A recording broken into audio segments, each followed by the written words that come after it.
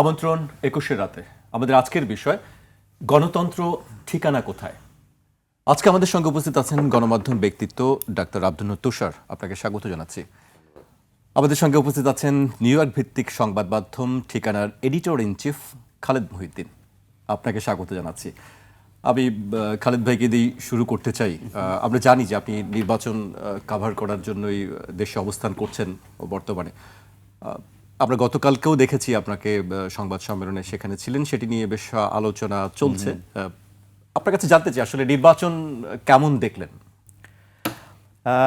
আসলে নির্বাচন কেমন দেখলাম, আমি ঢাকার বাইরের কোনো কেন্দ্রে যাওয়ার আমি সুযোগ পাই নাই। ঢাকার ভেতরের 6টা আলাদা কেন্দ্রে আমি গিয়েছিলাম। তো সেই ক্ষেত্রে সকালে আমি যে কেন্দ্রে গিয়েছি সেটা হচ্ছে গুলশান মডেল স্কুল ও কলেজ কেন্দ্র, যেখানে আসলে প্রধান উপদেষ্টার ভোট দেওয়ার কথা এটা আমি জানতাম। যেটা আমি জানতাম না যে ওইখানে আসলে বিএনপির চেয়ারপারসন তারেক রহমানের ভোট দেওয়ার কথা। তো আমি ওইখানে প্রচুর পরিমাণে গণমাধ্যম মাইক, আমি ওইখানে এই দেখে ওইখান থেকে তাড়াতাড়ি চলে আসলাম এবং একটু ব্যালেন্স করার জন্য আবার গেলাম হচ্ছে মিরপুর মণিপুর স্কুল, যেখানে হচ্ছে জামায়াতের আমির যেখানে ভোট দিলেন। তো আমি যখন ওখানে গেছিলাম তখন জামায়াতের আমির সাহেব ওখানে ছিলেন। তো স্বাভাবিকভাবেই এই দুইটা কেন্দ্রের অবস্থান উচ্ছ্বাস, মানে এই দুইটা কেন্দ্র দেখতে, মানে এটা ঠিক আসলে রিপ্রেজেন্টেটিভ কেন্দ্র না। কারণ হচ্ছে যে এখানের মধ্যে এতগুলি গণমাধ্যম মানুষ, এই তো তারপরে আমি দুই একটা ছোটো কেন্দ্রে গেছিলাম, এক্স্যাক্টলি এখন নাম মনে নেই, ঢাকার আরও কয়েকটা কেন্দ্রে আমি গিয়ে সকালে বেলার মধ্যে 2.5 ঘন্টা পরে কোন একটা কেন্দ্রে গিয়ে দেখলাম যে 5-6% মতো ভোট পড়ছে। 3 ঘন্টা পরে কোন একটা কেন্দ্রের মধ্যে গিয়ে দেখলাম যে 11% মতো ভোট পড়ছে। তো ভোটের সংখ্যাটা পরে মনে হয় একটু বেশি হারে ভোট লোকে দিছে অথবা ভোট বাড়ছে, আমি জানি না।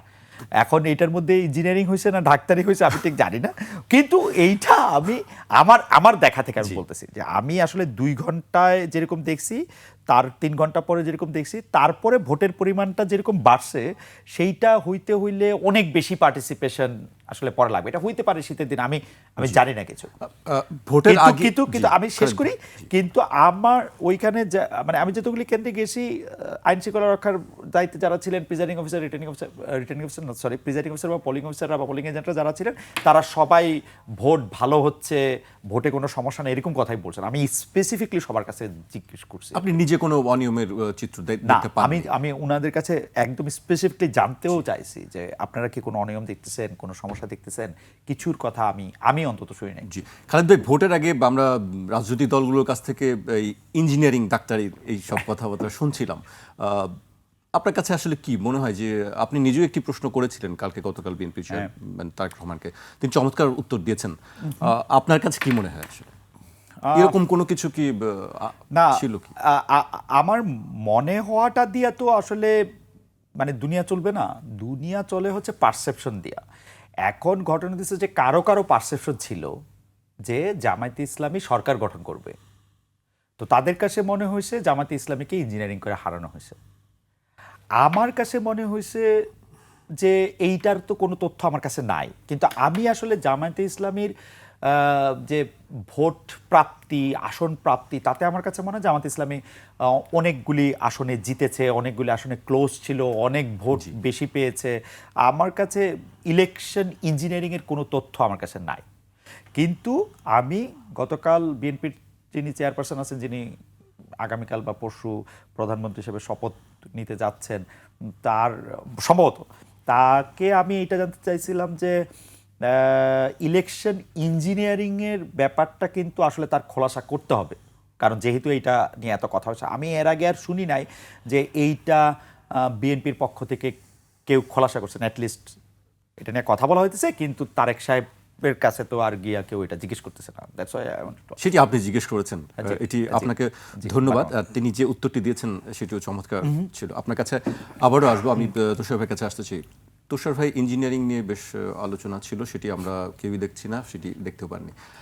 ইঞ্জিনিয়ারিং তো কয়েক ধরনের আছে। প্রথম ইঞ্জিনিয়ারিং হচ্ছে আপনি ভোট ভরে দিবেন, মানে যে ভোটটা আসে নাই সেটা আপনি দিয়েছেন এবং দিয়ে দিয়েছেন। আরেকটা হচ্ছে আপনি ভোট কেন্দ্রের লোকজনকে আসতে দিলেন না, ফলে প্রতিপক্ষের ভোটাররা আসতে পারলো না, আপনার ভোটাররা গেল। আরেকটা হচ্ছে আসলো কিন্তু ঢুকতে পারলো না, কারণ আপনি একটা লম্বা লাইন তৈরি করলেন লাইনের পিছনে দাঁড়িয়ে থাকলো। আরেকটা হচ্ছে সবই ঠিক মতো হলো, গোনার সময় আপনি ঠিক মতো গুনলেন না। আর আরেকটা ইঞ্জিনিয়ারিং হচ্ছে আপনি হ্যাঁ পাশে একটা টিক চিহ্ন দিয়ে দিলেন। লোকে জিজ্ঞেস করে আমি কোথায় ভোট দিব, এখানে তো আগেই ভোট দিয়ে দিছে, টিক তো মারা আছে ভাই, তাহলে কি আমি কোথায় দিব? এখানে দেখি 2টা ভোট দিয়েছে, উপরে একটা টিক দিয়েছে, নিচে একটা ক্রস দিয়েছে। এটা আরেকটা ইঞ্জিনিয়ারিং। লোকজন স্বাভাবিকভাবে, এটা আপনারা যে কোনোখানে পরীক্ষা করতে পারেন, ওপেন চ্যালেঞ্জ, ওই ব্যালট বাক্সটা, ওই ব্যালট পেপারটা দিয়ে আপনারা যে কোনো কিন্তু 20টা লোক, সেটার কোনো প্রতিফলন যে কোনো দেখা গেছে? 20টা লোককে কিছু বলবেন না, একটা সিল হাতে ধরাই দিয়ে বলবেন আপনারা যেখানে ইচ্ছা করে দিয়ে দেন সিলটা, দেখবেন হ্যাঁ ভোট কয়টা পড়ে, না ভোট কয়টা পড়ে। হ্যাঁ, এটাও এক ধরনের ইঞ্জিনিয়ারিং। হ্যাঁ, এইটাকে বলে হচ্ছে পাভলভিয়ান রিফ্লেক্স। পাভলভ নামে একজন ভদ্রলোক ছিলেন রাশিয়াতে। তো উনি পরীক্ষা করে বললেন যে কিছু কিছু রিফ্লেক্স আছে যেটা মানুষকে শিখিয়ে বা প্রাণীকে শিখিয়ে দেওয়া যায়। তারপরে ওইটা যদি নাও থাকে, মানুষ বা প্রাণী ওইটাই করে। যেমন তেঁতুল, লেবু, এটা বলার সাথে সাথে আমাদের একটা জিভে পানি আসে। এর কারণ হচ্ছে আমরা এই টকের স্বাদটা জানি বা আমাদের ব্রেইনের মধ্যে এটা আছে। এটা উনি পরীক্ষা করেছিলেন কুকুর দিয়ে, কুকুরকে উনি দিয়ে পরীক্ষা করে দেখিয়েছিলেন যে একটা জায়গাতে খাবার থাকলে ঘন্টা বাজালে ও খাবার পায়, পরে খাবার না থাকলেও ঘন্টাটা বাজালে ও সেখানে চলে আসে, কারণ জানে যে ঘন্টা বাজলে আসতে হবে। ওইরকম আমাদের ছোটোবেলা থেকে যেই জায়গাতে টিক চিহ্ন দেওয়া থাকে আমরা ফিল করি, অনুভব করি যে ওইটাই রাইট, ওইটাই ইয়াস, ওইখানে আমি আছি। এই জন্য টিক চিহ্ন কোথাও দিতে হয় না, বরং ভোটটাই টিক চিহ্ন দিয়ে দেওয়া যেত, যে 2টি খালি বাক্স আছে, যেটা সঠিক সেটাতে টিক দেন, যেখানে আপনি ভোট দিতে চান সেখানে টিক দেন। অথবা হ্যাঁর পাশে একটা খালি রেখে দেওয়া যেত, হ্যাঁ না দেখে মানুষ ভোট দিত। আপনি হ্যাঁ লিখে একটা টিক দিয়েছেন, যেন টিক মানে হ্যাঁ, আপনি বুঝতে পেরেছেন, কোনো খালি জায়গা ছিল না। তো এটা তো এটা একটা ইঞ্জিনিয়ারিং। হ্যাঁ, এটাও একটা ইঞ্জিনিয়ারিং। এবং আপনি এটা পরীক্ষা করতে, আমি বললাম তো, যারা দর্শক আছেন তারা এই পরীক্ষাটা করতে পারেন। যে কোনো একটা বাচ্চা, বুড়ো, মাঝারি বয়সী, যে কারোর সামনে সাদা কাগজ নেবেন, হ্যাঁ না লিখে পাশে বক্স রাখবেন। মানে নায়ের পক্ষেও তো অনেক ভোট আমরা দেখলাম। না, এখন ইঞ্জিনিয়ারিং যখন হয় তখন তো নায়ের পক্ষে 0 ভোট হবে না, অথবা নায়েরটা ঠিক ভোট আর হ্যাঁটা ওই যে টিক ভোট। এই নায়ের এত ভোট কারা দিল? মানে কি মনে হয়? উপরেরটা টিকটক, নিচেরটা অন্য কিছু। এই নায়ের এত ভোট পড়ার কারণ কি? কারা দিল এই ভোট? মানুষ দিয়েছে, মানুষ দিয়েছে, তারা পছন্দ করে নাই। এবং আপনি দেখেন হ্যাঁ না ভোটের তারা কি বাইরে, আওয়ামী লীগের লোক বেশি নাকি? না না না, তারা যারা বুঝেছে তারা না বলেছে, যারা বুঝে নাই তারা হ্যাঁ বলেছে। এভাবে বললে আবার মানুষ মাইন্ড করবে, হ্যাঁ আপনি আমাদেরকে বুঝে নাই বলতেছেন। না, ওরা বুঝে নাই যে এখানে টিকটা দিয়েছে যে তাদের মাথাটা একটু করার জন্য। আর একটা বড় ব্যাপার হচ্ছে আমি নিজেই তো বুঝি নাই। না, তুষার ভাই, আমি একটু হাসান আপনার অনুমতি নিয়ে একটু তুষার জি, ভাইকে অবশ্যই। বলি। জিনিসটা হলো যে তুষার ভাই, এইটাতে এমন একটা ভোট, গণভোটটা, জামায়াত বলছে হ্যাঁ দিতে, বিএনপি বলছে হ্যাঁ দিতে, এনসিপি বলছে হ্যাঁ দিতে। তো সরকারও বলেছে হ্যাঁ দিতে। হ্যাঁ, সবাই সরকার হ্যাঁ দিতে বলছে, সরকারেরই এটা এবং বেরিয়ে সরকার যাচ্ছে। ওনাদেরকে বাধ্য করেছে হ্যাঁ, হ্যাঁ হ্যাঁ। দিতে। তো এটাতে 75% কম হলো না, 95%? না না, কম তো হয়েছেই, কিন্তু মানে সবাই- এটা তো আগেই জিতেছে। হ্যাঁ। এই ভোটটা তো আগেই জুলাই সনদে যখন স্বাক্ষর হ্যাঁ, হয়েছে, হ্যাঁ। যারা এই ভোটে অংশ নিচ্ছেন, হ্যাঁ। এনসিপি বাদে সবাই এটাতে আগেই হ্যাঁ বলেছে। আগে বলছে, হ্যাঁ। এনসিপি তো না বলা লোক হ্যাঁ। এটার পক্ষে গিয়েছে।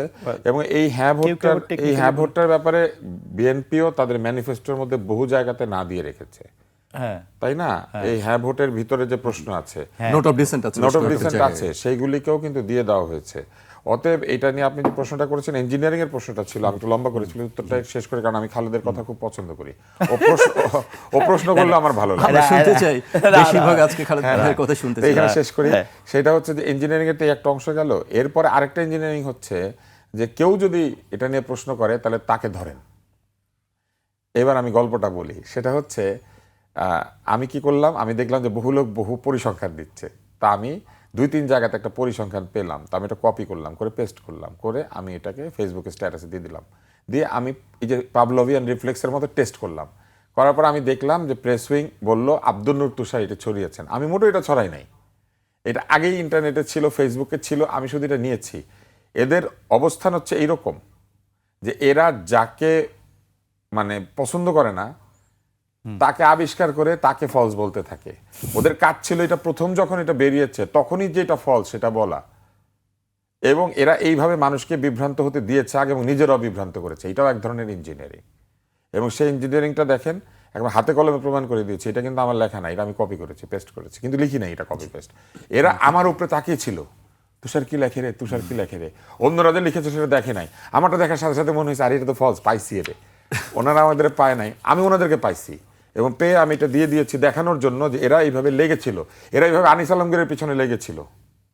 এবং সে যখন বন্দী হয়েছে তখন তাদের মনে ছিল না আন্দোলনটা আন্দোলনটা সাংবাদিকদের জেলের বাইরে রাখার জন্য না, সাংবাদিকদের জেলের ভিতরে ভরার জন্য না, কথা বললে তাদেরকে ঢুকিয়ে দেওয়ার জন্য না জেলখানায়। এরা সেগুলোর জন্য দেখেন মাফ চেয়েছে। কেউ যদি আমাদের কথায় আমাদের কাজে কষ্ট পেয়ে থাকেন আমাদেরকে মাফ করে দেন, ইম্পসিবল, মাফ করার প্রশ্নই ওঠে না। ক্ষমতাকে প্রশ্ন করার জন্য মানুষকে যদি আন্দোলনের পরে জেলে যাইতে হয় তাহলে এই গণভোটকে আমি 36 বার না বলবো, কারণ এই গণভোট করেছে যারা, তারা ক্ষমতাকে প্রশ্ন করার দায়ে মানুষকে বন্দী করেছে। শেখ হাসিনার মতো নির্লজ্জতার ভিতরেও যে প্রশ্ন নয় তেল নিয়ে এসেছি, সেই অনুষ্ঠান থেকেও কেউ বন্দী হয় নাই।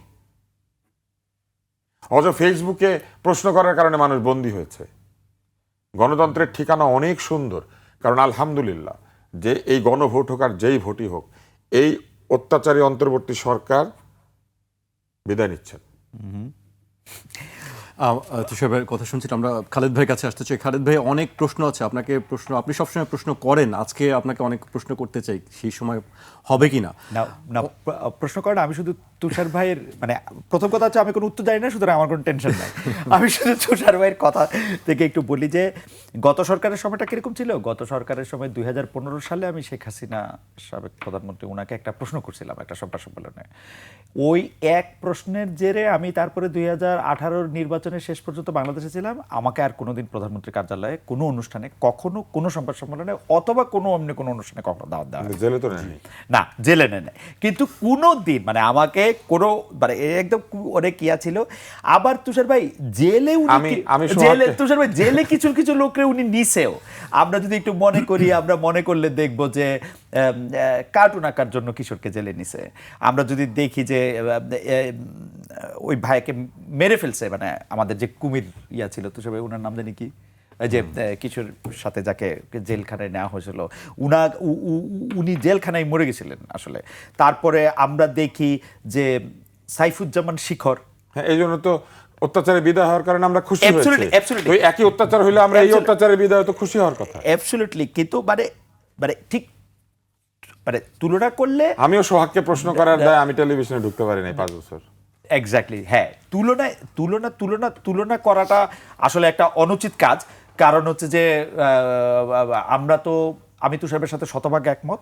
আমরা তো ওই বন্দোবস্ত বা ওই ব্যবস্থাপনা চাই নাই বলেই আমরা খুব খুশি হইলাম, আনন্দ করলাম, খুব ফুর্তি করলাম, খুবই মানে কি বলবো আনন্দের চোটে আমার ডয়েচে ওয়েলের চাকরি শেষ হয়ে গেছিল। মানে আমি হচ্ছে ছুটিতে ছিলাম, মানে ঘটনা হয়েছে জুলাই মাসে, এটা হয়েছে তো আমি 5 জুলাই একটা শো করছিলাম, 12 জুলাই, 19 জুলাই, 26 জুলাই।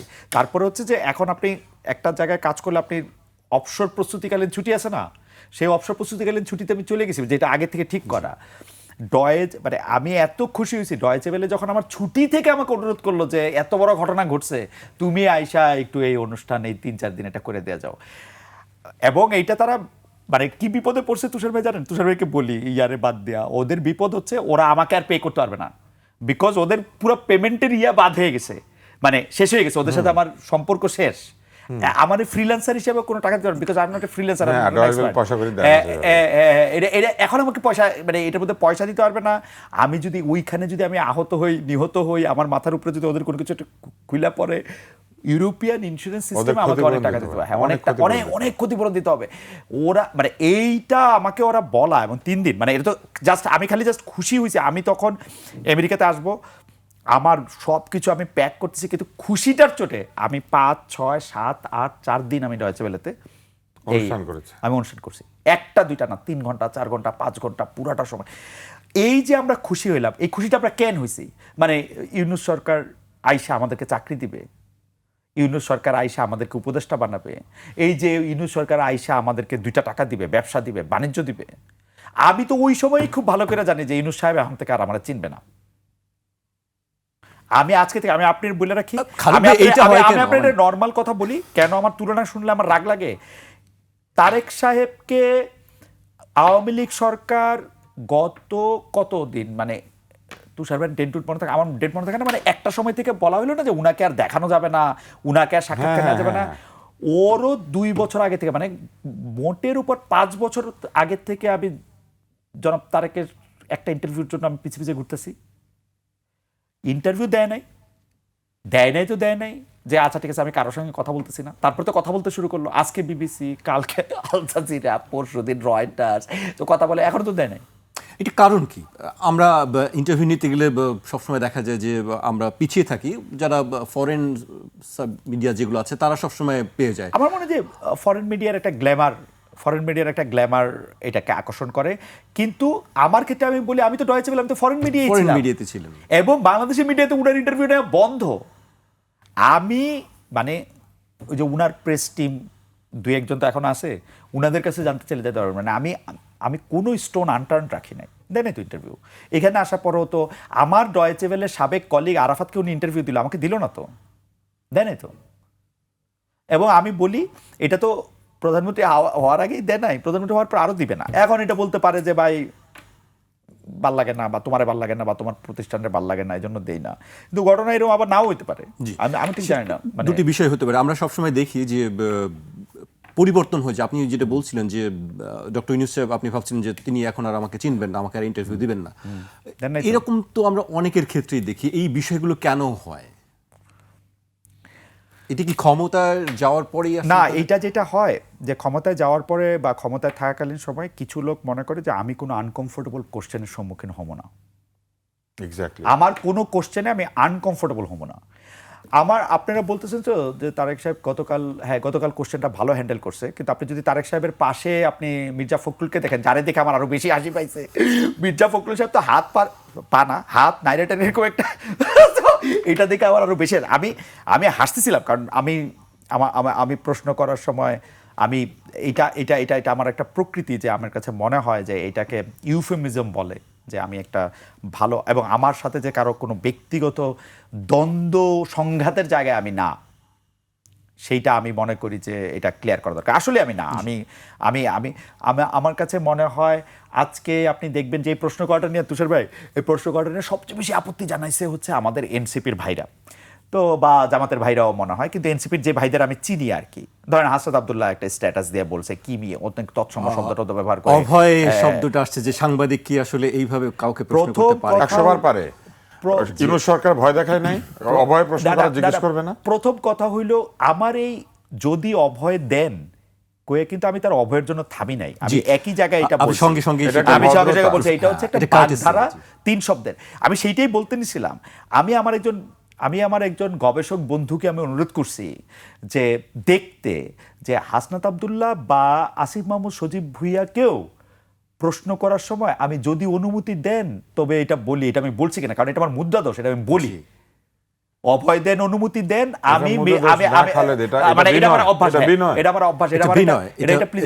আমার ধারণা, আমি এটা জামায়াতের আমির সাহেবকে বলছি, আমির সাহেব তো এখনো ক্ষমতা আসে না, আগেও ক্ষমতায় ছিলেন না, যে ক্ষমতার সাথে গিয়ে আমি, এবং এরকম করে হাইসাই বলছি, মানে হয়তো অত বেশি, কারণ মির্জা ফখরুল সাহেবের দিকে আমার আসলেই অনেক বেশি হাসি পেয়েছে, উনি এত বেশি উত্তেজিত হয়ে গেছিল, হাত নাই রে, একেবারে একটা অবস্থা আর কি।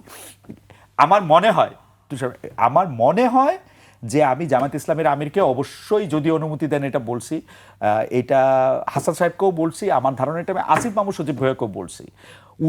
আসিফ মাহমুদ সজীব ভুঁইয়া সংবাদ সম্মেলনে দাঁড়ায় বললেন, আমাকে কোট করে, যে একজন সাংবাদিক বলেছেন উনি ক্ষমতা আসার আগে, যদি অভয় দেন তবে কথা বলবো, যদি অভয় দেন তবে কথা বলবো না। ভাই, ডিজিটাল ফুটপ্রিন্টে সব কিছু দেখা যায়। আমি যদি অভয় দেনের পরে একটা পজ, একটা কমা কিচ্ছু দেই নাই। আমি যদি অভয় দেন তাহলে প্রশ্ন করি আপনাকে যে আপনি ইলেকশন ইঞ্জিনিয়ারিংটা আপনার করতে হইল কিনা 200টা আসন পাওয়ার পরে। সংবাদ সম্মেলন হচ্ছে এরকম একটা জায়গা, এই জায়গার মধ্যে তো আপনি ব্যাক এন্ড ফোর্থ কোশ্চেন করতে পারতেছেন না, আপনার একটা কোশ্চেনই আপনি করতে পারবেন। তা এখন অনেকে আমাকে এই জ্ঞান দিচ্ছেন, কত প্রশ্ন করার ছিল, আপনি অনেক প্রশ্ন করতে পারতেন, যে ভাই আমি ছাড়াও তো ওইখানে 500 সাংবাদিক ছিল, তো ভাই আরো 15টা প্রশ্ন হয়েছে, তো আপনি সন্তুষ্ট থাকেন। কিন্তু সবচেয়ে বড় জিনিস, এই প্রশ্নটি হয়তো আর কেউ করতেন না, যেটি আমি জানি না, এই প্রশ্নটি নিয়েও আমি অনেক প্রাউড, এই প্রশ্নটা আমি কইরা একদম পৃথিবী উল্টায় ফেলছি, এটা আমি ভাবি না। আবার পাশাপাশি এইটাও ভাবি না যে এই প্রশ্নটার কারণে বাংলাদেশের সাংবাদিকতা ধুলোর সঙ্গে মিশে গেছে, এটাও ভাবি না। আমি মনে করি যে এটা একটা মানে ঘটনা হয়েছে কি, আমরা তো তুষার ভাই তুষার ভাই সহ আরো কয়েকজনের কথা মনে পড়ছে উনাদের সময়ের মতো, উনাদের মতো এত চটজলদি বুদ্ধির এবং এত তীক্ষ্ণ মানুষ না। আমরা তো এটা মানে মাঠের রিপোর্টার, ওই সময়টা মনে হয়েছে 4-5 ঘন্টা ধরে, এর আগে আরো 2 ঘন্টা ধরে প্রস্তুতি ওনার কাছে, মানে কি প্রশ্ন করব ওটা আমার কাছে ওই সময় মনে হয়েছে যে I could ask this question, কিন্তু এটার মানে তেল, এটার মানে তোষামদি, এটার মানে, এবং বাবারে বাবা কতগুলি চ বর্গের খ বর্গের শব্দ ব্যবহার করেন ওনারা। আসলেই সেটি আমরা আপনি দেখি। হাসলেন খালেদ কেন? ভাই, আমি হাসা নাকি প্রশ্ন লঘু করে ফেলছি? এত বড় প্রতিষ্ঠানে, এত বড় অনুষ্ঠানে নাকি হাসা যায় না? সেটি আসলে এক একজনের যার যে অবস্থান, কিন্তু আমার মনে করি, আমি আমার যেটি ব্যক্তিগতভাবে একজন সাংবাদিক হিসেবে মনে করি, এটি এক একজনের না ঠিক আছে, আমি এইটাও মানতে রাজি আছি, এইটাও মানতে রাজি আছি। তুষার ভাই যদি এখন আমার সাংবাদিকতা শিক্ষক হিসেবে বলে খালেদ এটা করছো কেন, এটা করা তোমার ঠিক হয় না, আমি এইটা মানতে রাজি আছি। কিন্তু তুষার ভাই যদি আমারে বলে খালেদ তুমি এটা করছো তারেক সাহেবের কাছে টাকা খাই, দ্যাটস মাই প্রবলেম। যে হ্যাঁ, মানে এটা আপনি তো আমরা কইতেই পারেন ভাই, আমরা তো পাবলিক প্রেজেন্স আমাদের, আপনি তো কইতেই পারেন তোমার এটা ঠিক হয় নাই, তোমার এটা ভালো হয় না, এটা তো আপনি 100 বার কবেন ভাই। আমি তো ঠিক ভালো ব্যাপারটা জানিও না আসলে। জি, ঠিকই বলেছেন খালেদ ভাই। তুষার ভাইয়ের কাছে আসছে। তুষার ভাই, আসিফ মাহমুদ সজীব ভাইয়ের কথা আসছিল, তিনি বলেছেন যে ছায়া মন্ত্রিসভা গঠন করা হবে। আসলে ছায়া মন্ত্রিসভাটা কি, কিভাবে কাজ করবে? মন্ত্রিসভা হচ্ছে বিরোধী দল চাইলে প্রতিটি মন্ত্রিসভার বিপরীতে তাদের একজন মন্ত্রী হিসেবে দায়িত্ব পালন করবেন এরকম একটি ধারণা দিয়ে একটা ছায়া মন্ত্রিসভা গঠন করতে পারে। এবং তারা যেটা করে, ওই মন্ত্রিসভা থেকে যে মন্ত্রিসভা চলছে তাদের যে কাজকর্ম, তার বিপরীতে তাদের কর্মসূচি বা তাদের উপদেশ বা তাদের পরিকল্পনাগুলি জনগণকে জানায় যে এটা এইভাবে না করে এইভাবে করা যেত, এইভাবে না করে এইভাবে। ওনারা ছায়া মন্ত্রিসভা গঠন করলে তো ওনাদের একটা ছায়া প্রধানমন্ত্রী থাকবে। ছায়া প্রধানমন্ত্রীটা কে? আর আমি এই যে ওর খালেদের কথা শুনতে শুনতে একটা সার্চ দিয়েছিলাম, তো সেখানে আমার কাছে প্রথমে ভেসে আসলো News24 অনলাইনের একটি সংবাদ। ওটার হেডলাইন হচ্ছে সাংবাদিকদেরকে দেখে নেওয়ার হুমকি দিলেন হাসনাত আব্দুল্লাহ। তো কেউ যদি কাউকে দেখে নেওয়ার হুমকি দেয় তাহলে তো তাকে দেখলে মানুষ ভয় পাবে না? ও নিজে ভয় দেখাইতে পারবে, কিন্তু কেউ যদি প্রশ্ন করে সভয় বলবো না নির্ভয়ে, অথবা যদি অভয় দেন তাহলে বলি, এটাকে তার কাছে মনে হয় যে এটা তেল দেওয়া হচ্ছে, এটা তাকে সম্মান করা হচ্ছে। এটা তাকে সম্মান অসম্মানের বিষয় না। আমরা ছোটবেলায় দুইটা, মানে আমরা অনেকগুলো বই পড়েছি, তার মধ্যে একটা হচ্ছে আরব্য উপন্যাস, একটা হচ্ছে পারস্য উপন্যাস, একটা হচ্ছে গোপাল ভাঁড়ের বই, একটা হচ্ছে নাসিরুদ্দিন হোজ্জার বই, তাই না? এই বইগুলো আমরা পড়েছি। এই প্রত্যেকটা বইয়ে দেখা যেত তারা সম্রাটের দরবারে বা রাজার দরবারে, বা ওই সময় তো আর গণতান্ত্রিক শাসক প্রধানমন্ত্রী নাই, রাজার একটা মন্ত্রী থাকতো, ওইসব দরবারে কথা বলে। প্রত্যেকটা লাইনে লেখা থাকতো যদি অভয় দেন তাহলে একটি কথা বলি, অথবা সভয় বলবো না নির্ভয় বলবো। এইটা একটা আদব, এটা একটা কায়দা, এটা একটা বিনয়। আনফর্চুনেটলি বিনয় তো তারা বহু আগেই পাঠিয়ে দিয়েছেন বেহেশতে, তারপরে বেহেশতের টিকিট বিক্রি করেছেন, তারপরে বেহেশতের টিকিটওয়ালাদের সাথে গিয়ে ইলেকশন করেছেন, তারপরে এখন কেউ যদি বিনয় প্রদর্শন করে। আপনি এত রেগে আছেন কেন? আমি রেগে নাই, আমি রেগে নাই। বেয়াদবি, বেয়াদবি কোনো দেশের আইন হতে পারে না, বেয়াদবি কোনো দেশের নিয়ম হতে পারে না। বেয়াদবি, বেয়াদবি কোনোভাবেই গ্রহণযোগ্য বিষয় না। কিন্তু এই বেয়াদবি তো সরকারিভাবে করা হয়েছে। তা আমি সেটা আমার কাছে এবং এখন একজন মানুষ যদি তার স্বভাব সুলভ কার্টেসি কাউকে দেখায়, বিনয় দেখায়, সেটা তাদের কাছে মনে হয় মাথা নত করা, আর এটা মাথা উঁচু করা। সেটা আমি নিজের ব্যক্তি একটা, কারণ প্রশ্নটা কি সেটা আমার দেখতে হবে। ছেলে আমাকে অনেক সময় প্রশ্ন করতে বলে জিজ্ঞেস করে যে বাবা আমি কি প্রশ্নটা করব তোমাকে। সেটা তো বাবা না হিসেবে তুষার ভাই, আপনি ওদের কথা বললেন। আমার শিক্ষক প্রফেসর আলী রিয়াজ, আমি ওনাকে প্রশ্ন করলাম যে আমাদের মতিউর রহমান চৌধুরী, মানে মানব জমিনের সম্পাদক, ওই সময় বলছিলেন যে আমরা তো উপদেষ্টাদের নিয়ে কিছু লিখতে পারতেছি না, সব উপদেষ্টা তো ফেরেস্তা, এরকম না, মানে পরিসংখ্যানের একটা নিয়মেও তো সবাই ভালো মানুষ হইতে পারে না একটা সংঘের মধ্যে। তো স্যার এটা এরকম কেন হইলো, আপনি কি মনে করেন, বা কাছাকাছি এরকম একটা প্রশ্ন করছে। তো সে বলতেছে যে তবু তো ভালো খালেদ এখন এই আমলে এসে প্রশ্নটা করতে পারতেছেন। আমি বললাম যে স্যার শেখ হাসিনার আমলেও তো 2-3টা এরকম কথা বলা গেছে, বা শেখ হাসিনার আমলেও তো আমরা ওই সোনার মেডেলে গয়না নাই, রূপপুরে বালিশ নাই, এগুলির কথা বলছি না। খালেদ আপনার কথা কিন্তু ফেসিবাদের পক্ষে দাঁড়িয়ে যাচ্ছে, এবং এই কথা নিয়ে আমাকে 2500 গালি খাইতে হইলো। আলী রিয়াজ কি জানি এক ভ দিয়ে আরেক শব্দ শিখছে, আলী রিয়াজ .. দিয়েছেন খালেদ মহিউদ্দিনকে।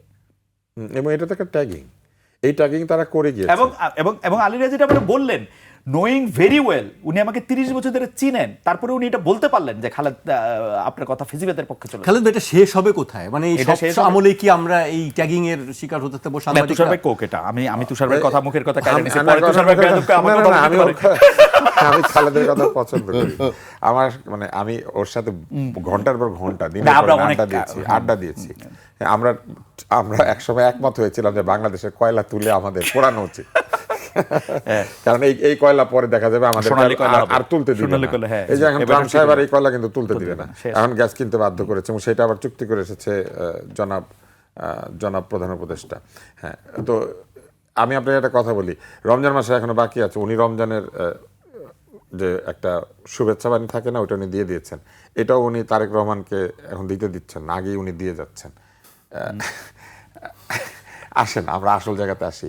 এই যে আমরা যে কালচারটার কথা বলছিলাম, ট্যাগিং, একটা অনুষ্ঠানে আমি গিয়েছি, সেখানে প্রেস উইংয়ের এক ভদ্রলোক হাজির ছিলেন। তর্কে যখন উনি বুঝতে পারছেন যে উনি আর পারছেন না, আলোচনা ওনার কথা সহ অযৌক্তিক, তখন উনি বললেন এই যে সফট আওয়ামী লীগার। আচ্ছা, এবার আমি আপনাকে প্রশ্ন করি, আলী রিয়াজ সাহেব আমাদের সবাইকে ভোট দিতে বলেছেন। হ্যাঁ, ভোট দিবেন। হ্যাঁ, ভোটের ভিতর দিয়ে বাংলাদেশ গণতন্ত্রের পথে যাত্রা করবে। হ্যাঁ, ভোট দিতেই হবে, দ্বিকক্ষ বিশিষ্ট সংসদ হবে, শপথ অমুক দিন হবে, তমুক দিন হবে, এখনো বলে যাচ্ছে। এই ভদ্রলোক নিজে ভোট দেয় নাই। এই ভদ্রলোক বাংলাদেশের ভোটার না। যে আমার দেশের ভোটার না অথবা ভোট দেয় না, সে আমাকে এসে শিখিয়েছে কেমনে ভোট দিতে হবে। জি। তো ওনার শেখানো ভোট আমি মানি না তো, এবং নাগরিক হিসেবে ওনার শেখানো ভোট না মানার অধিকার আমার আছে।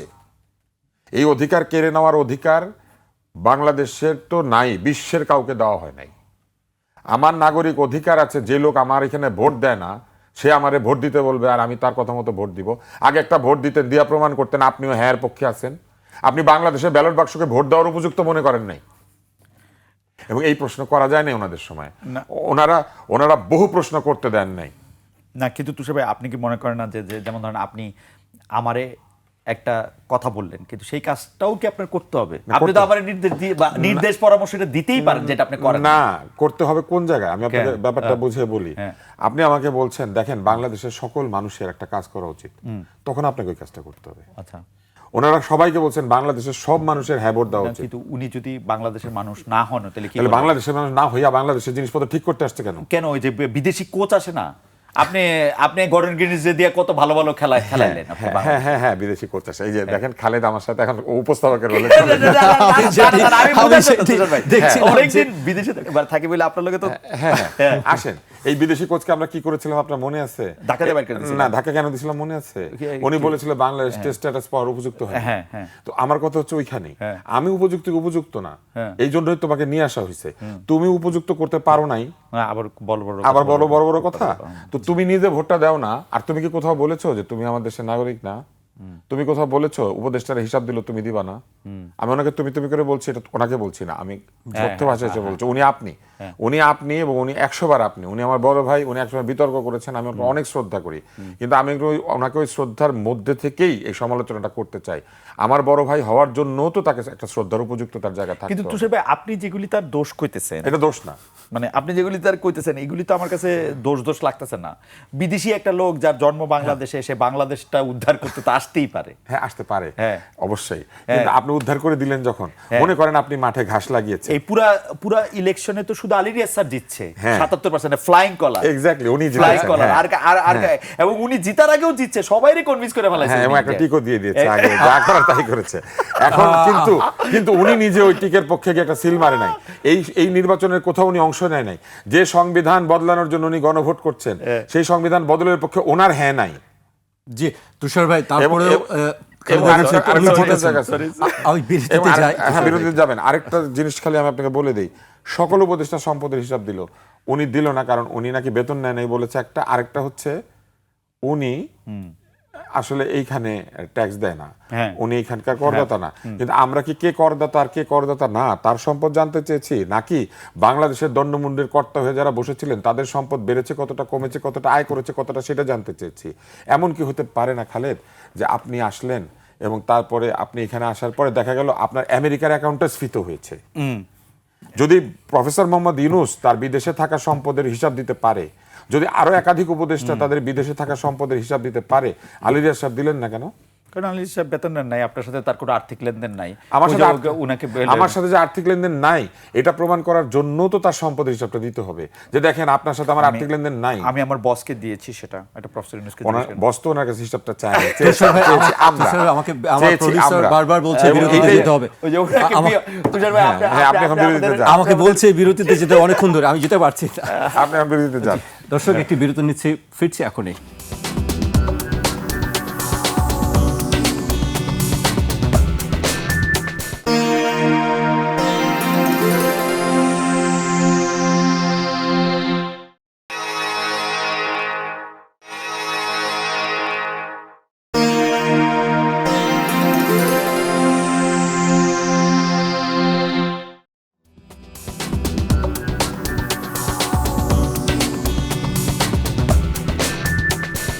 বিরতির পর আবারও স্বাগত, আপনারা দেখছেন ২১ রাত। আমাদের সঙ্গে আছেন গণমাধ্যম ব্যক্তিত্ব ডাক্তার আব্দুল নূর তুষার এবং নিউ ইয়র্ক ভিত্তিক সংবাদ মাধ্যম ঠিকানার editor in chief Khalid Muhiuddin. Khalid ভাই, আপনাকে দিয়ে আবার শুরু করতে চাই। আপনি খুব তীক্ষ্ণ প্রশ্ন করেন মাঝে মাঝে, আবার খুব কুসুম কুসুম প্রশ্ন করেন, সেটি নিয়েও আলোচনা আছে। অনেকে বলেন যে বিদেশে বসে খুব তীক্ষ্ণ প্রশ্ন করা খুব সহজ, দেশে বসে আসলে সেই প্রশ্নগুলো করা যায় না। আপনি নিশ্চয়ই প্রশ্নগুলোর মুখোমুখি হন। এখন ঘটনা হলো কি, আমাদের যুগে আমরা সাংবাদিকতা যখন করছি, তুষার ভাইদের সময় থেকে এইটার একটু অ্যাডভান্টেজ আমরা পাইছি, সব কিছু ডিজিটাল ফুটপ্রিন্ট থাকে। আমি ইন্ডিপেন্ডেন্ট টেলিভিশনে জয়েন করছি হচ্ছে 2011 সালে।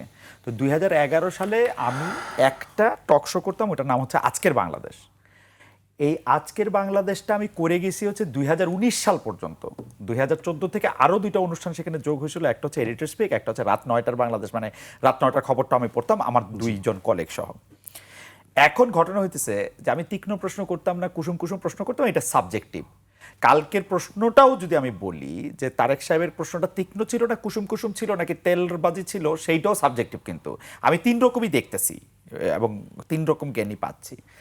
কিন্তু আমি কি প্রশ্ন করছি না করছি এই 8 বছর, এই 2001 থেকে 2018 শেষ পর্যন্ত আওয়ামী লীগের এই 2 সরকারের আমলে, সেইটা ডিজিটাল ফুটপ্রিন্টও আছে।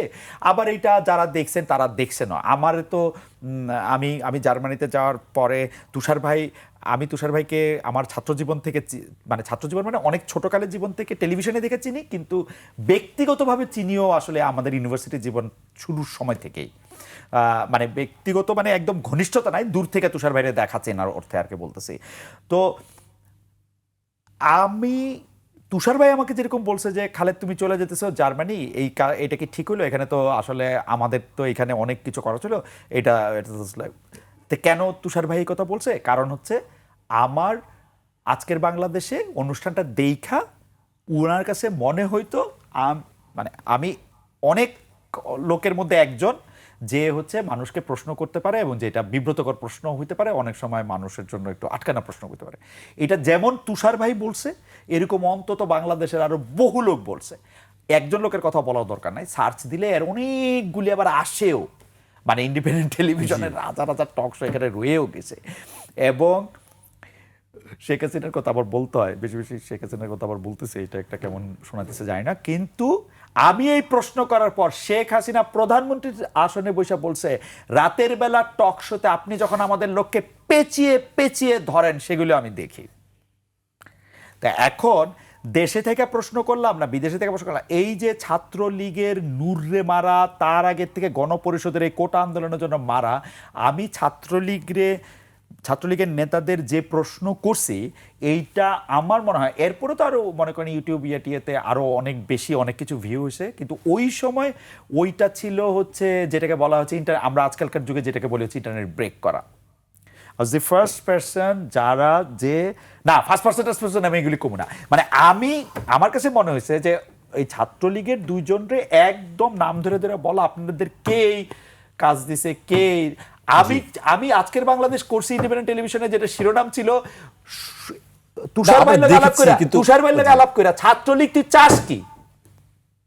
আমরা দেখেছি খালেদ ভাই, তাহলে এই প্রশ্ন তো আপনিও করলেন না।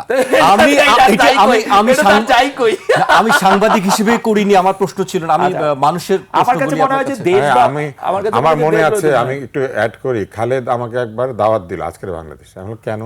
বলে যে আজকে তো ডেস্টিনি রফিকুল আলম আসবে, কেউ তার সঙ্গে কথা বলতে রাজি হয় না, কারণ তার বিরুদ্ধে কেউ আমি বলবে না। কিন্তু মানুষের প্রশ্নটা সবাই আপনাকে গাছ বলি- কিনেছে, বলে সবাই গাছ হ্যাঁ, কিনেছে, absolutely, সবাই absolutely. গাছ কিনেছে, কেউ তার সঙ্গে কথা বলতে রাজি না।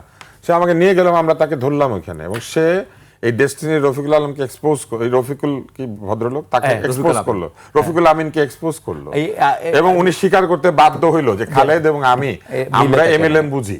উনি বললো কিন্তু না, না, এটার তুষার ভিতরে। ভাই, আমি তো আর ওরকম বুঝি না, কিন্তু হয়েছিল কি, এই যে রফিকুল আমিন সাহেব যখন আসছিলেন তখন আমরা আমার এখনো মনে আছে AKBO নামে ওই মোবাইলের পুশ নেই, মানে SMS নেই, মানে ইন্টারনেটে আমরা ওই SMS নিতে পারি না, ওই মোবাইলের নিতে পারি কিন্তু মানুষ এত উৎসাহিত না, ওরা মোবাইলের ওইটা আমরা টিভিতে ফায়ার করি, আজকে যেটা এর মধ্যে দেখানো হয়। ইন্টারনেট ব্রেক করছিল রে ভাই, উনার পক্ষের লোকজন ছাড়া, কারণ উনার পক্ষের লোকজন, মানে SMS এর যে স্টেশনটা সেটা ব্রেক করছিল আসলেই। আমার এখন কোনো SMS আসছিল না। এত SMS উনার পক্ষে, মানে আমার মনে হয় লাখখানেক SMS আসছে উনার পক্ষে, বা লাখ 2-1 লাখ 5 আমি জানি না, মানে উনার পক্ষে উনি এত পাওয়ারফুল লোক ছিল ওই সময়, ডেস্টিনি ছাড়া কিছু শোনা যেত না। তা আমরা চেষ্টা করছি কিন্তু ক্ষমতারে প্রশ্ন করতে সব সময়। আমি একদম কইতে পারি এইটা আমি খুঁজে পাইছি, এইটা আছে, আপনারা প্লিজ দেখেন যে আমি সালমান এফ রহমানের ইন্টারভিউ করছি ইন্ডিপেন্ডেন্ট টেলিভিশনে, সেটাতে আমি তার প্রথম প্রশ্ন করছি, এবার ব্যবসা বাণিজ্য কেমন হয়েছে সালমান ভাই, কয় যে না ভালো দিচ্ছে, না অ্যাপারেন্টলি আপনি তো আমার চেয়ে কম ট্যাক্স দিয়েছেন।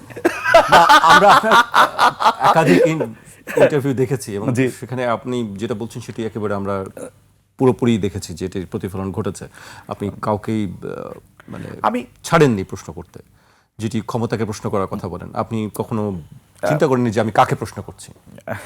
এটি আসলে সাংবাদিক, যে কোনো সাংবাদিকেরই হওয়া উচিত, আমরা সেটাই মনে করি।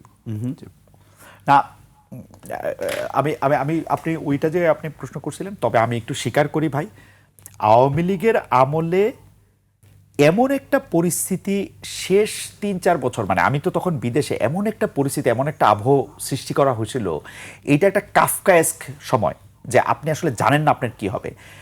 ইন্টারেস্টিংলি, যেটা আমি জীবনে ভাবি নাই, ডক্টর মোহাম্মদ ইউনূসেরও সময় এরকম একটা কাফকায়েস্ক সময় হয়েছে, মানে একই কথা বলতেছে তুষার ভাই, আমি চাই না তুষার ভাইরে ধরে নিয়ে যাক, কিন্তু তুষার ভাইরে ধরে নিয়ে যায় নাই। মানে আপনি তো যদি জানেন আপনি 5 অপরাধ করলে 3 শাস্তি হবে, তাহলে তো আপনি জানলেন আপনার কি হবে। কিন্তু আপনি যদি না জানেন যে এইটা অপরাধ কিনা, বা এই অপরাধ করলে আপনার শাস্তি হবে কিনা, এইটা হচ্ছে একটা কাফকায়েস্ক সময়, যখন আপনি জানেন না।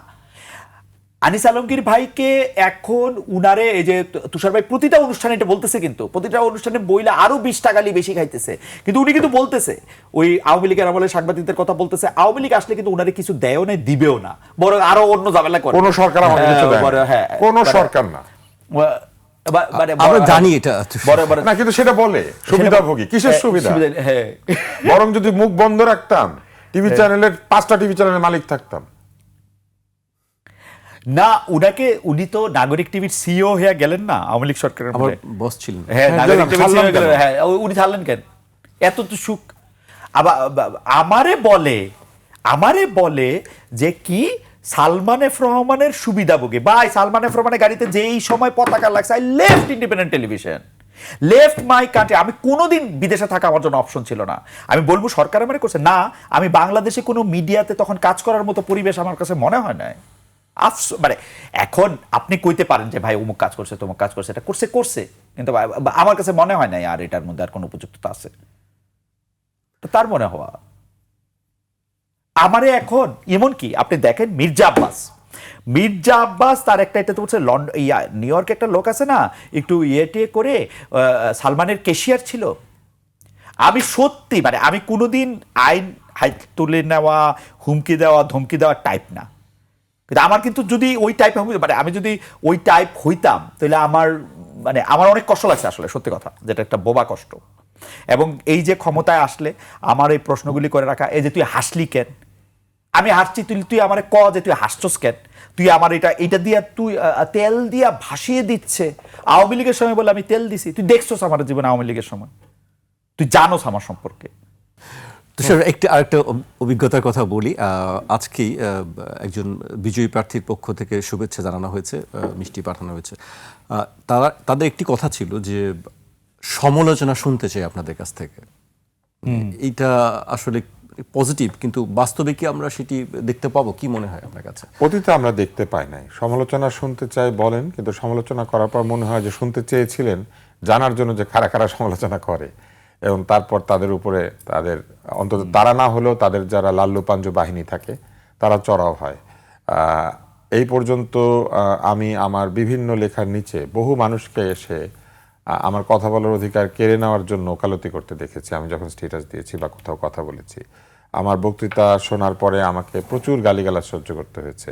এর কারণ হলো আমরা এক ধরনের কথার কথা বলি, কিন্তু আমাদের যারা কর্মী সমর্থক তাদেরকে সেই কথাটা মেনে চলা অথবা তাদেরকে সেই কথার অর্থ বুঝে সেই অনুযায়ী পরিচালিত হওয়ার মতো করে তৈরি করি না।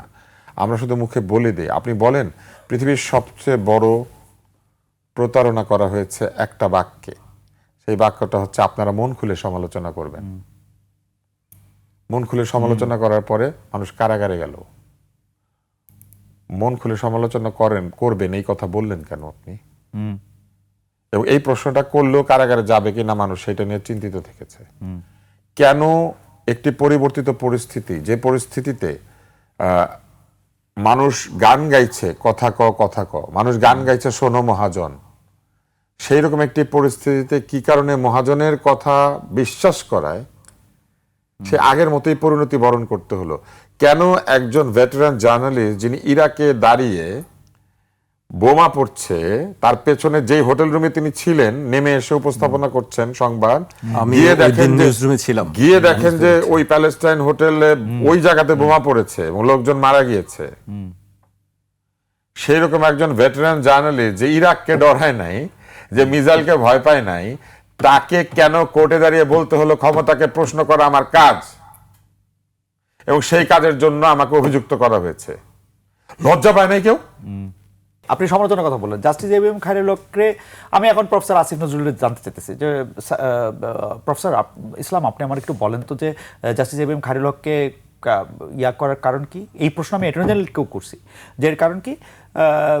বলে যে উনি তো আসলে এই রায়টাকে টেম্পারিং করছেন, এই রায়টাকে যেরকম দেওয়ার শর্ট রায় আর মানে লম্বা রায়ের মধ্যে তফাৎ আছে, এইটা এই সময় এটা করছে। আমি উনার বিরুদ্ধে মামলা তো হত্যার। আমি তো বুঝলাম না যে আপনি যেটা কইলেন এটার লোকে আমিও একমত, যে দেখা যাক বাংলাদেশে একটা রিভিউ হোক, চিফ জাস্টিস এরকম একটা প্রতারণার আশ্রয় নিয়ে এরকম একটা রায় লিখলে এইটা তার ব্রাদার চিফ জাস্টিসরা, মানে পরের চিফ জাস্টিসরা এবং জাজেসরা এটা কিভাবে দেখে এবং কি রায় লেখে, এটা একটা মাইলস্টোন জিনিস, তো দেখা দরকার। কিন্তু যাত্রাবাড়িতে হত্যা মামলা দিয়ে আপনি জাস্টিস খায়রুল হককে আপনি কি বিচার করেন? ডক্টর মোহাম্মদ ইউনূস জানে না? সাংবাদিক ফটোগ্রাফার কাজলকে যখন গ্রেপ্তার করা হয় এবং 40 দিন ধরে মানে কোথায় জানি সে অজ্ঞাত স্থানে না কোথায় জানি রাখা হয়, ওরকম এই কাজলের ক্ষেত্রে এটা বলা হয়েছে। আমরা যখন প্রশ্ন করছি তখন আমার বলেছে জানেন কি করছে ভাই? পরে এই খুঁজতে খুঁজতে ওই যে পরমাণুর মতো ভিতরে যেতে যেতে দেখি শিখরের লোকে বেয়াদবি করছে। ভাই শিখরের মানে বুঝছেন, ওই যে সাইফুজ্জামান শিখর, এখন শিখরের সাথে বেয়াদবি করা যে অনেক বড় অপরাধ, এটা তো ফৌজদারি কার্যবিধিতে ঢুকা, যে শিখরের সাথে বেয়াদবি করলে 40 দিন ঘুম থাকে দইবে, মানে শিখরের মতো কারোর সাথে করা যাবে না। আপনি মনে হয় মুশতাক ভাইয়ের কথা তখন বলছেন? হ্যাঁ, মুশতাক ভাইয়ের কথা বলতেছেন। আমরা একেবারে শেষ পর্যায়ে চলে এসেছি। আমি তখন খালেদ ভাইয়ের কাছে আমার বলি না, কারণ আপনি যখন বলছেন ভুলে যাচ্ছেন, আমারও মনে হচ্ছে আমি ভুলে যাচ্ছি।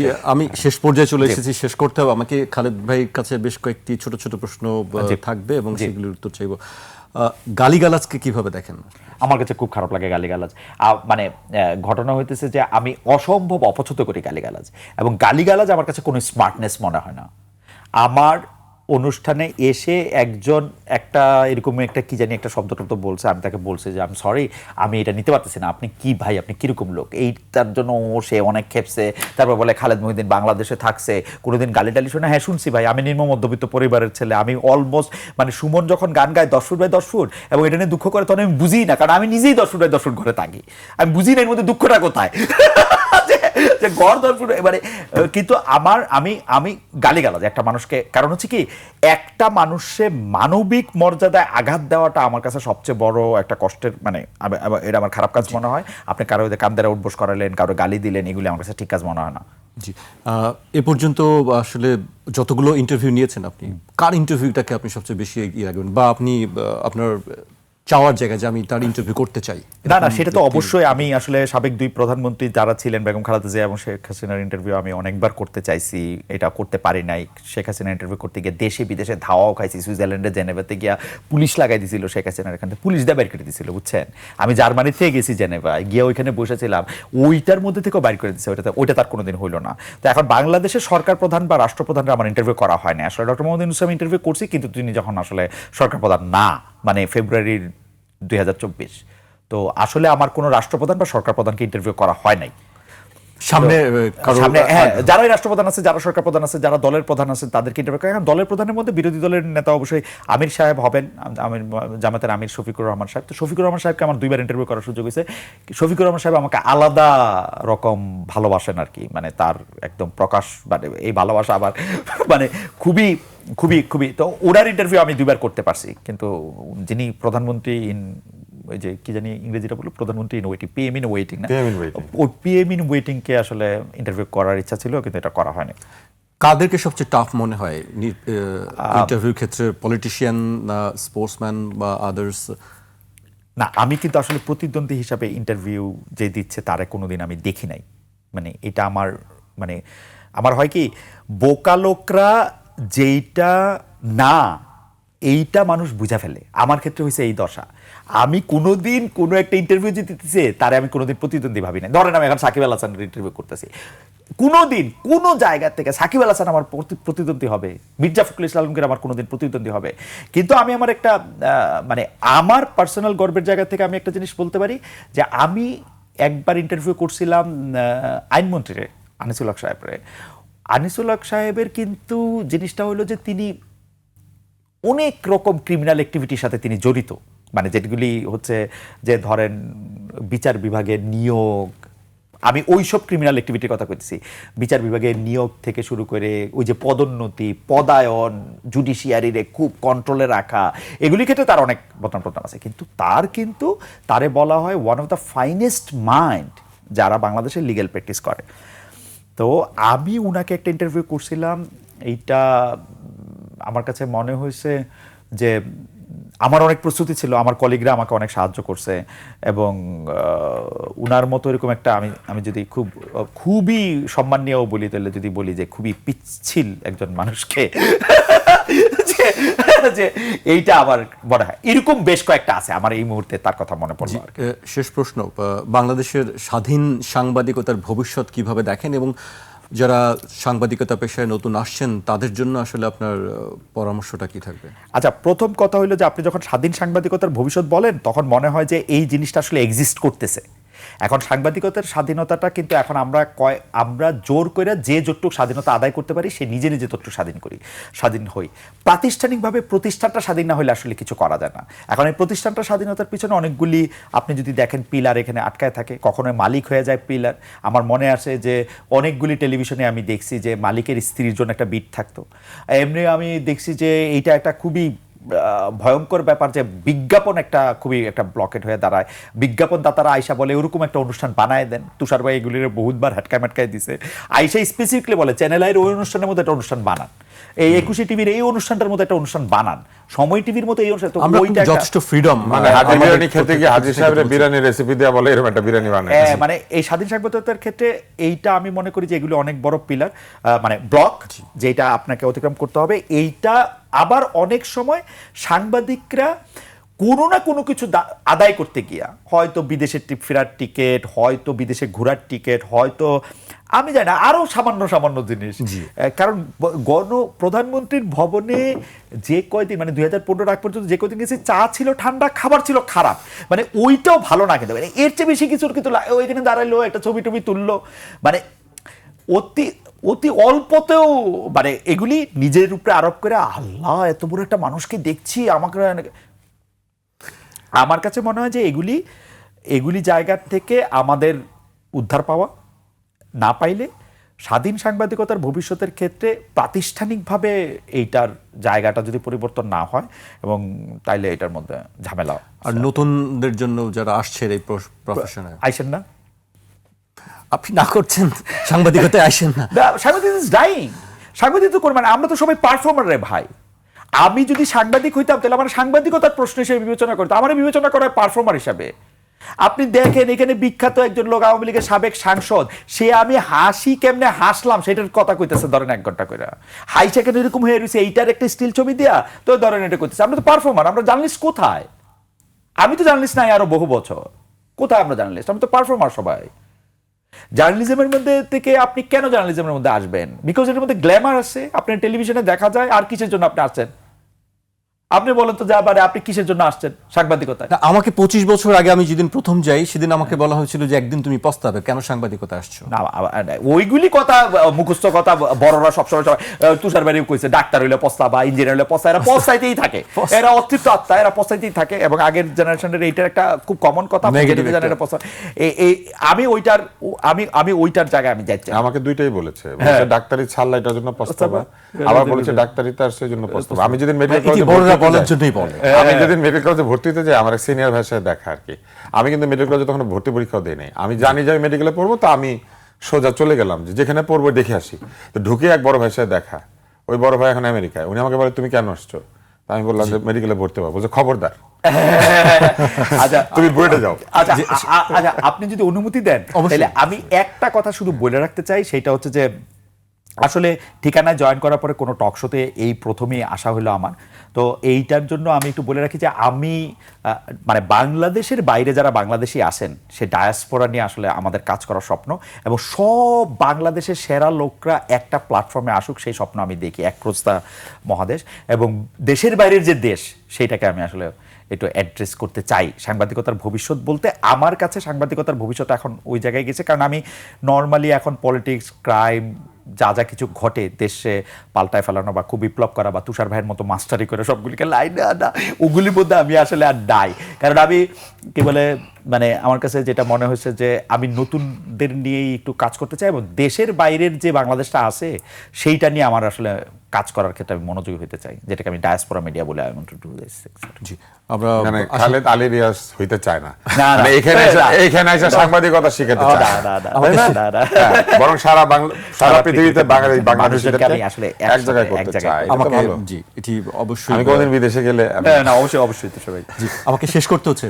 আপনাদেরকে অনেক ধন্যবাদ আমাদেরকে সময় দেওয়ার জন্য। আমি শুনতেছিলাম। দর্শক, আজ এখানে শেষ করছি, কাল আবার দেখা হবে ঠিক রাত 12টায়।